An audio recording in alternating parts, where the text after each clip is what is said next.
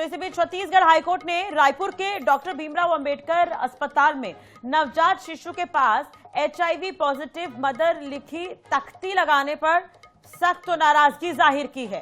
Chief justice Ramesh Kumar Sinha और justice BD गुरु की division bench ने बच्चे के माता पिता को 4 सप्ताह के भीतर 2 लाख रुपए मुआवजा देने का आदेश दिया है। हाईकोर्ट ने इस अमानवीय कृत्य पर खुद संज्ञान लेकर जनहित याचिका की सुनवाई की। 10 अक्टूबर को मीडिया रिपोर्ट में एक तस्वीर आई थी जिसमें रायपुर के अंबेडकर अस्पताल में एक नवजात के पास तख्ती लगाई गई थी जिस पर HIV पॉजिटिव मदर लिखा हुआ था।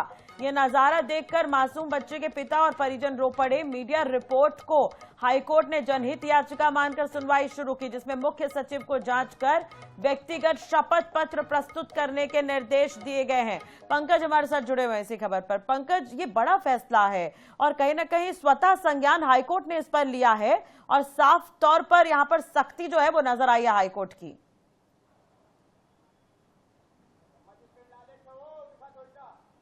जी बिल्कुल, हाई कोर्ट चीफ जस्टिस का ये हाई कोर्ट का एक मानवीय चेहरा सामने आया है। जिस तरीके से ये जो अमानवीय कृत्य जो जो भीमराव अंबेडकर हॉस्पिटल में हुआ, इसको लेकर के हाई कोर्ट ने स्वतः संज्ञान लिया और राज्य शासन से इस पे जवाब तलब किया था, जिसमें बताया गया कि जहां पर भी इस तरीके के अगर हॉस्पिटल है वहां पर सख्त निर्देश जारी कर दिया गया है कि ऐसे अमानवीय कृत्य न किया जाए। आपको बताना चाहूंगा ये 10 अक्टूबर का मामला है जब एक मीडिया में इसके प्रकार इसको लाया गया था। उसके बाद हाई कोर्ट ने इसे स्वतः संज्ञान लिया, जिसमें बताया गया था कि जो नवजात शिशु है उसके सीने पर एक तख्ती लगा हुआ था, जिसमें बताया गया था कि इनकी माता जो HIV पीड़ित है। जैसे ही वो परिजन वहां पर पहुंचे और इस तख्ती को देखे वो फूट फूट के रो पड़े। तो इस खबर को हाई कोर्ट ने काफी ज्यादा गंभीरता से लिया, बोला कि ये अमानवीय है, असंवैधानिक है और इस तरीके का कृत्य कभी होना ही नहीं चाहिए। हाई कोर्ट ने सख्त निर्देश देते हुए और फटकार भी लगाते हुए कहा है कि जो परिजन है उनको मुआवजा 2 लाख रुपए 4 सप्ताह के भीतर दिया जाए।